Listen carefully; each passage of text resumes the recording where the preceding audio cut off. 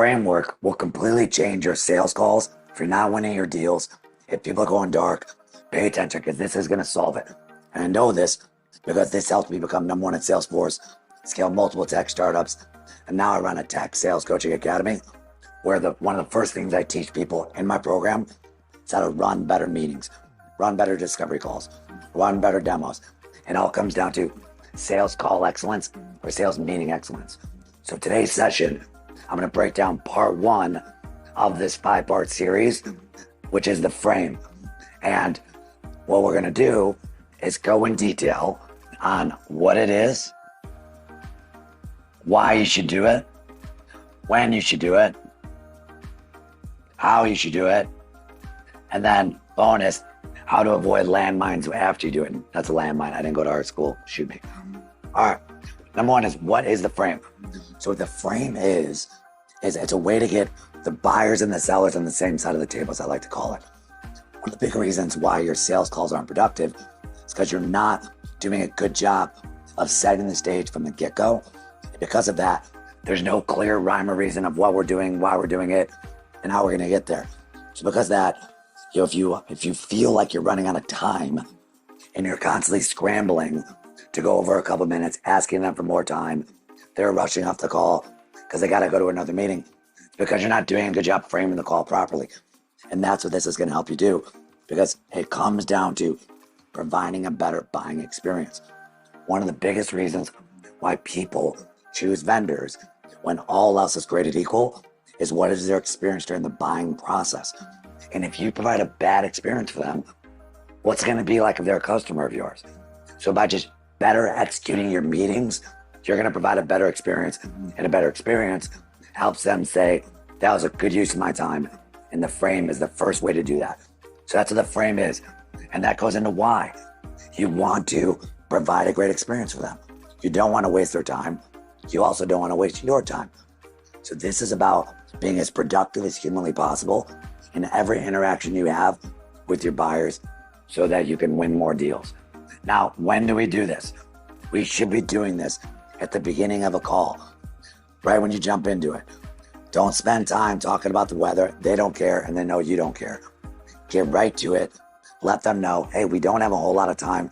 Do you mind if we get right into it? That's going to let them know you're not just here to meet with them. You're here to move the needle and be as productive as possible. So this should be done at the beginning of the call, before you get into the discovery, before you get into the demo, before you get into any of that stuff. This has to be done before that. Otherwise, you're setting the call up for failure. How do we do it? So the way we do it, this is the framework that we use. Purpose, plan, outcome, agreement. So purpose, number one, and this is what you do. You set the stage with them, most importantly. Why are we here today?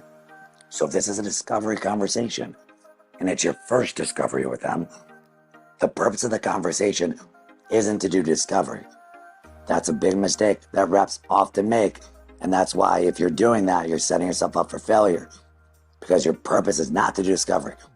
The purpose of the call is to see if there's a potential evaluation on the table, if we're in the ballpark. Right? That could be an example purpose for a meeting that you're having early in the conversation. Make sure they know why we're all here and make sure they're in agreement on it. That's the purpose. The plan, this is what we're going to do. This is the agenda for the call. You need to be as specific as humanly possible on the agenda for the call, because if you give vague directions, you get vague following. And when people don't follow your direction, guess what happens to your call? It goes left and right, across the board, you get derailed, and guess what happens? You run out of time. So you have to be very specific on the plan. So here's a generic plan. Discovery call. So what I want to do is learn about your business. Very generic, more specific. Hey, this is my understanding from the notes that I have, the research that I've done. You insert specifics. What I love to do is go a layer deeper, understand how your processes work specifically related to this problem, as well as understanding the gaps in your current state, so that I could better understand where we could potentially help solve that. Think about this. That's much more specific, helps them understand where you're going with the conversation, helps them know that you did your research because you insert specific notes from your prep. And then you're not just focused on your agenda, you're also letting them know that they're going to get value out of this conversation too. Because they didn't just show up to the call, they get interrogated. If you're not having conversations, you are interrogating. And the way you help them feel like you're not interrogating them is make sure you spend time focusing on what they care about too. Because they don't want to be there and have you ask a bunch of questions. They also want to know what's possible, get some insight, get a point of view. And when I outline my agenda, our plan for the conversation, I'm letting them know in that we're going to help them understand how we can potentially help solve that. Talk about some customer stories, things that can help paint a picture for them on where we can help solve. So it's not just my plan, it's also make sure I'm aligned with their plan, which gets me to the next point is the outcome. The outcome is your GPS for the call. You never leave your house without an end destination in mind. You should never get into the meat of a sales call without everyone being in agreement that where we're working towards. So if it is a discovery call to pull that thread through, what we're trying to work towards is getting a sense of, can we technically solve the problems that you have today? So that we can make a decision together on whether or not it makes sense to schedule a follow-up call. That's an example if you're early in the cycle and you're doing discovery to vet out what their requirements are. So that's an outcome that we're working towards. So if I'm the prospect or the buyer, if you make it easy for me to understand where we're going, I'm going to be a much better passenger. Very important to call that out. Because if I don't know where we're going, well, I might have 7 things I want to cover. And if you don't give me any direction, I'm just going to assume we're going to try to cover all 7 of those things. So if you're very clear on the purpose, the plan, and the outcome of what we're working towards, that's going to significantly decrease the amount of things that get thrown at you in the call that derail the conversation. But I'll get to what happens, how we address landmines in a second. Don't forget. Now, the last part is agreement. What you want to do is make sure that what you're framing the call, the purpose of the call, the plan, what we're working towards, is in agreement with what they want to accomplish. Because if it's not, we want to figure that out before we get into the meat of the conversation, not when we're in the meat. So for example, you could say things like this. Is there anything else you want to make sure we cover on the call to make sure this is a 10 out of 10 for you? And when you're working with multiple stakeholders, ideally, you're going around and understanding what the different people want to cover on the call are, because you want to address all the different people's needs on the conversation. And if there is landmines, we got to get those out on the table and address those accordingly, okay? So we need to make sure we're getting their agreement or buy-in. And this is really important because this goes towards the landmine part that I'm going to get for in a sec. Because once we get that agreement, or once we ask that agreement question, that's when we really know if we're on the right track for our conversation. So purpose, plan, outcome, agreement. Now, let's go back to the landmines, because they're going to happen. So there's landmines that happen when you're framing the call, and there's landmines that are going to happen in the call. So I'm going to walk through how we address both situations. Landmine when we're framing the call. Landmine might be, they say, when you ask the question, hey, what else would make this call productive for you? They say, well, I really wanted to make sure we can cover pricing on the conversation. Well, if you're selling a very complex technical solution that you know is unrealistic to give them a price in a preliminary call, you want to know that up front. And you want to address that to them. And the reason why you want to address this up front is because think about the last time you were in a meeting and there was a bunch of things that were going to be covered in the meeting, whatever it was, and there was one thing you wanted to learn. And by the end of the meeting, you spent an hour in the meeting and that one thing wasn't covered. Well, you're going to be really frustrated. But if they said in the beginning of the call, hey, just an FYI, here's what we're going to do, but also what we're not going to do, that's going to set the proper expectations. That's where disappointment comes from. It's when you're not meeting expectations. But if you make sure the expectations are set up front, of what's going to happen and also what's not going to happen on the call, then I'm not going to be frustrated, right? And it's a better experience. So if someone says, hey, I want to make sure we cover pricing on the call, well, if that's unrealistic, as the account executive, it is your responsibility to address that head on. Say something like this.